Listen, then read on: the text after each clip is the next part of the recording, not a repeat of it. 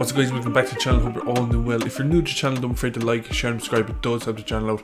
Our goal for 2021 is to hit the 10,000 subs, so make sure you're subbed. Alright guys, today we're going to discuss ticker symbol HCMC, Healthier Choice Management Corp. It's been getting a lot of attention over the last few weeks in the stock market, so without further ado, let's get straight into it.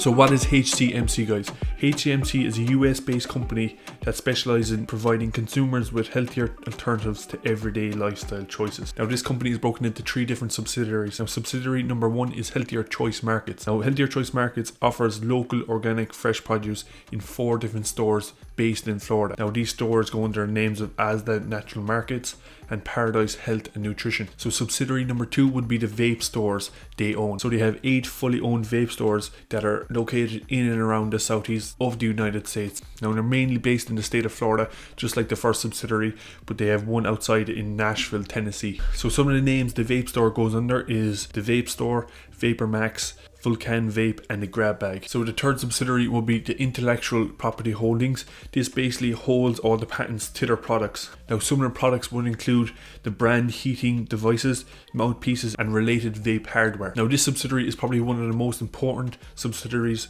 of the company, so their products can be mimicked or copied by any other company.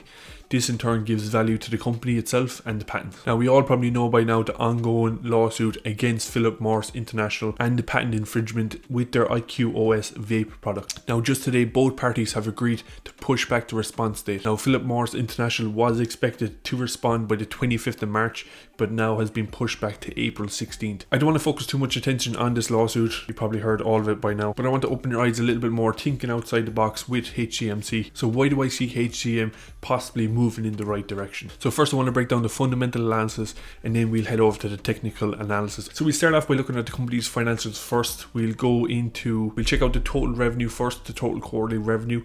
You can see it's very progressive up until the Q1 2020. It was looking progressive up until the pandemic. So ever since then the company's financials have been falling. Take a quick look at their net income. You can see it kind of marries with the revenue. You can see they made a profit of 370,000 in 2019 Q4, so that is pretty progressive. Then the pandemic came and it was all starting to go into minus. 2020 Q3 minus 1.3 million. Now we look at their Q4 results. Now the Q4 and final year results were released on March 5th. So Q4 estimated a net loss of 900,000. So that's a bit progressive to the 1.3 million of Q3. I wouldn't pay too much attention to the full year net loss of the company just because the pandemic was here. I wouldn't take that into consideration too much, but what I would look at is the difference between the Q3 and the Q4 results of 2020. Now another aspect that I want to look at is the positive or negative impact of the lawsuit. So an important point was brought to my attention by Brian Bullman Investing. Go ahead and check out his YouTube channel. Brian basically stated there's 3 outcomes to this lawsuit.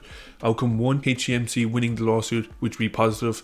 Outcome 2, HCMC losing the lawsuit. Outcome number 3 would be Philip Morris buying out the company, buying out the patents, and this could be a positive thing as well. Yeah, so any of these outcomes will definitely affect the stock price in the short term. The next aspect I want to talk about on why HCMC is moving in the right direction is they've just launched their official Twitter page. Now this is essentially just for investors to get up-to-date information, so it is a step in the right direction and is positive. But the final aspect I want to talk about is connected to Healthier Choice Markets, their first subsidiary, and this is one of the main reasons why I see HCMC going in the right direction. Now as most of you know, I am currently in college and some of the topics that we cover is consumer trends, food futures and globalization. So Healthier Choice Markets is in a rapidly growing sector. Studies show that there's a rapid increase in consumer demand for locally sourced produce through direct consumer channels. Now direct consumer channels means farmers markets, food markets, essentially eliminating the middleman or supermarkets and grocery stores. Now this can be reinforced by the dramatic increase in direct food markets in the US. Now this is estimated to increase 67% every 4 years. So people are getting more and more conscious about what they're eating,